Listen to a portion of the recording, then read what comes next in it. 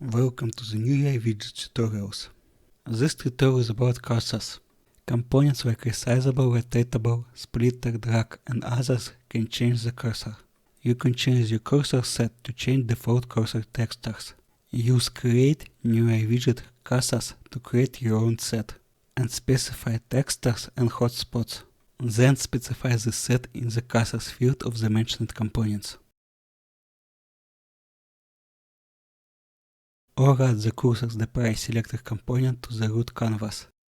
This will allow to use of different cursor sets for the different DPI.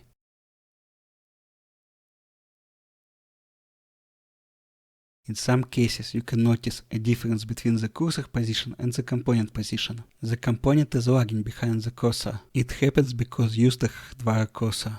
The hardware cursor is displayed in the actual mouse position. But at the same time, you see the game frame which was rendered 1-2 frames earlier with the cursor position at that time. This can happen because of frame buffering, VSync, DLSS, etc. You can switch to the software cursor with the code UI cursor modder, set cursor modder forces software. This way cursor will be rendered with the game frame and without a difference in positions.